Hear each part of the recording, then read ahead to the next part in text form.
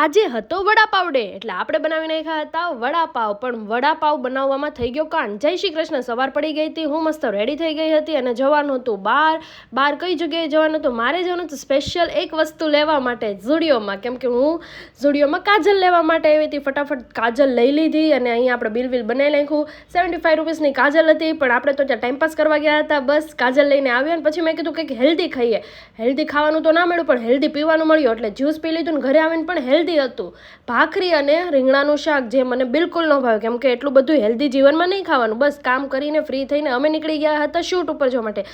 મારે બીજું શૂટ કરવાનું હતું સાડીનું, એટલે અહીંયા આવીને સાડીનું શૂટ કર્યું. સાડીનું શૂટ એટલું બધું ચાલ્યું કન્ટિન્યુ. કાળી બેન તો થાકી ગયા. કાળી કે આનું પતે તો સારું. ફટાફટ ફાઇનલી પતી ગયું ને સાંજે આવી ગઈ હતી હું માર્કેટમાં મમ્મી જોડે શાક લેવા માટે, કેમ કે અમારે બનાવવાના હતા વડાપાવ, વાયરલ વડાપાવ.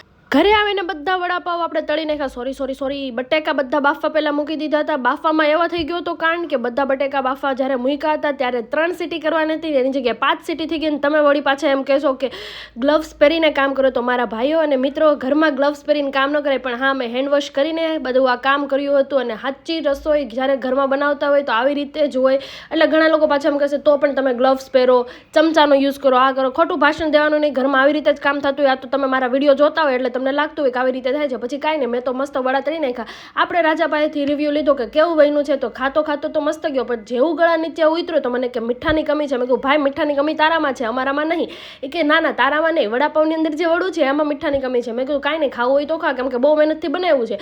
પછી તો કાંઈ નહીં, ગ્રીન ચટણી લગાવીને મસ્ત આપણા વડાપાવ રેડી કરી નાખ્યું. અને મને તો બહુ ભૂખ લાગી હતી. ફાઇનલી વડાપાવ ખાઈ લીધું અને બહુ મસ્ત વડાપાવ બન્યું હતું. હું મારું વડાપાવ ખાઈ લઉં ત્યાં સુધી તમે મારા વિડીયોઝને લાઈક, શેર, સબસ્ક્રાઈબ. બસ આજ માટે એટલું. મળીએ નેક્સ્ટ વિડીયોમાં. બાય.